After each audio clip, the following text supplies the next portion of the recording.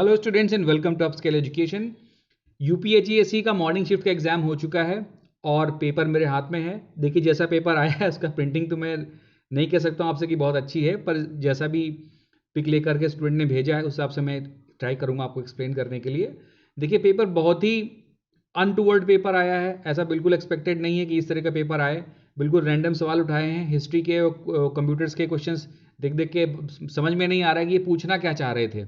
Modern history दिया हुआ था लेकिन उसमें मॉडर्न हिस्ट्री के एक ही दो क्वेश्चन है, वो पुराने क्वेश्चन भी पूछ लिए हैं और भी क्वेश्चन बहुत ही अजीब से सवाल हैं और पेपर्स भी बड़े अजीब आ रहे हैं जैसा कि स्टूडेंट्स ने बताया है हमको। लेकिन क्या कर सकते हैं भाई, रिजल्ट भी वैसा ही होगा। जब सारे क्वेश्चन एकदम अनटूवर्ड आ रहे हैं तो ऑब्वियस सी बात है रिजल्ट भी फिर अनएक्सपेक्टेड ही होगा। तो देखते हैं, पहला क्वेश्चन देख लेते हैं भाई। ये जनरल नॉलेज का है सोल्यूशन जो पेपर 1 सब में आया है। देखते हैं पहला क्वेश्चन कहता है कि विच of the following is not a central tendency.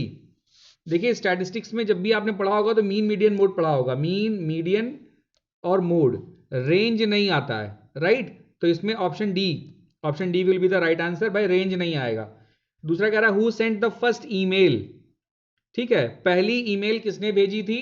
देखिए पहली ईमेल भेजी थी 1971 में और यही भैया थे, इनका नाम है Raymond Samuel Tomlinson. Option B will be the right answer. Question number 3 कह रहा है जंक ईमेल जो होते हैं, junk email is also called as which one of the following. इनको स्पैम कहा जाता है। जंक का मतलब होता है कबाड़, ठीक है, वेस्टेज। तो अगर कोई कबाड़ मेल है तो उसको आप स्पैम कहते हैं, स्पैम फोल्डर में आती है। क्वेश्चन नंबर 4 कहता है process of dividing the disk into tracks and sectors. जो आपकी सीडी होती है इस तरह से होती है, ये ट्रैक्स होते हैं गोल गोल, जैसे एथलीट दौड़ते हैं उनको ट्रैक्स कहते हैं, और ये जो सेक्शन इसमें बने होते हैं इनको सेक्टर कहा जाता है। तो ट्रैक्स और सेक्टर्स में जो ब्रेक करने की प्रैक्टिस होती है जो उसको कहते हैं फॉर्मेटिंग। ऑप्शन बी, चौथे का ऑप्शन बी फॉर्मेटिंग हो जाएगा। क्वेश्चन नंबर 5 कहता है who among the following has invented the computer hard disk. देखिए अब ये क्वेश्चन पूछने का क्या मतलब है, पहली ईमेल भेजी इसका क्या सेंस बनता है, लेकिन अब पूछा गया है तो कह रहे हैं कि invented the computer hard disk. भाई सबसे पहले कंप्यूटर हार्ड डिस्क का आविष्कार किसने किया था, इनका नाम था Reynold B Johnson. His name was mister Reynold B Johnson. Question number 6 कहता है गूगल स्कॉलर क्या है, एक वेब ब्राउजर है। गूगल स्कॉलर एक वेब ब्राउजर है, ऑप्शन बी सही आंसर होगा। क्वेश्चन नंबर 7 कहता है कि किसने कहा था कि environment is everything except me, पर्यावरण मेरे अलावा सब कुछ है। यह बात कही थी एल्बर्ट आइंस्टाइन ने। एल्बर्ट आइंस्टाइन ने बात कही थी। चिपको मूवमेंट सबको मालूम है, सुंदरलाल बहुगुणा। ठीक है, चिपको मूवमेंट किसने स्टार्ट किया था, सुंदरलाल बहुगुणा ने स्टार्ट किया था। क्वेश्चन नंबर 9 कह रहा है which of the following is not a characteristic of population. Population में देखो सेक्स रेशियो है, नेटेलिटी या जन्म दर भी होगा, मोर्टेलिटी मृत्यु दर भी होगा, स्ट्रेटिफिकेशन नहीं होगा। जनरली सैंपलिंग में आपने स्ट्रेटिफिकेशन का नाम सुना होगा। जब पॉपुलेशन अलग तरह की होती है तो उसको सेपरेट करने के लिए हम स्ट्रेटिफिकेशन लगाते हैं, स्तरों में बांटते हैं। क्वेश्चन नंबर 10 कहता है which of the following countries is divide of copper mineral resources. जहां संसाधन है ही नहीं, ठीक है, पेरू, पेरू तो नंबर 2 पे आता है। उसके बाद में पोलैंड, पोलैंड नंबर 7 पे है। उसके बाद में जाम्बिया, जाम्बिया नंबर 9 पे है। दैट मीन्स पोर्टुगल नहीं होगा, Portugal will be the right answer. Question number 11 कहता है मीजोस्फीयर या मध्य मंडल, इसकी जो रेंज होती है कहां से कहां तक होगी, उसकी रेंज होती है 50 से 85 kilometre. Option A will be the right answer. Question number 12 कहता है मरीन नेशनल पार्क कहां पर है, गल्फ ऑफ कच्छ में है। बहुत ही फेमस नेशनल पार्क है, गल्फ ऑफ कच्छ में है, इसको कच्छ का रण भी कहते हैं। फिर 13वां कहता है कि ये सित्तानवासल की जो है, सित्तानवासल की जो गुफाएं हैं ये कहां पर हैं। देखिए सित्तानवासल की गुफाएं जो हैं they are located in Tamil Nadu, Tamil Nadu में है, एक गांव है वहां पर, वहीं उसका नाम है सित्तानवासल, वहीं पर गुफाएं हैं। 14वां कहता है which of the following was the ruler of Kanchipuram. जिस समय समुद्रगुप्त एम्परर था, समुद्रगुप्त जब शासक थे तो उस समय कांचीपुरम का शासक कौन था। इनका आंसर हो जाएगा Vishnugopa. Answer will be option D Vishnugopa. Question number 15 कहता है साइलेंट वैली कहां पर, बहुत बार बताया जा चुका, बहुत आसान है। Silent Valley Kerala, Valley of Flowers Uttarakhand. ठीक है, option D will be the right answer. Question number 16 कहता है who was given the title of Arsalan e Jung. देखिए भाई ये क्वेश्चन बहुत ढूंढने के बाद भी हमको नहीं मिला है तो इसका आंसर मैं नहीं बता पाऊंगा आपको क्या है, तो ये भैया इस पे हमको डाउट है। देखिएगा आयोग क्या कहता है। क्वेश्चन नंबर 7 देखते हैं, मैच करना आपको। जूट कहां मिलेगा, जूट यार सीधी सी बात है सबसे ज्यादा पश्चिम बंगाल में होता है, इसमें कोई दो राय ही नहीं है। गन्ना सबसे ज्यादा उत्तर प्रदेश में होता है। रबर, रबर सबसे, केरल टॉप प्रोड्यूसर है रबर का। टी का टॉप प्रोड्यूसर असम है। ऑप्शन ए, देखो ए में ए का तीसरा किसमें दिया है, ए का तीसरा सिर्फ एक ही ऑप्शन में दिया है, दैट इज ऑप्शन ए। तो ऑप्शन ए आपका राइट आंसर हो जाएगा। अगला देखिए, in which of the following is a constitutional body, संवैधानिक बॉडी क्या होती हैं, जो जब कॉन्स्टिट्यूशन बना था उसी समय थी, उसमें कॉन्स्टिट्यूशन में ऑलरेडी थी, उन्हें हम क्या कहते हैं, इसमें इलेक्शन कमीशन हो जाएगा आपका। Option B.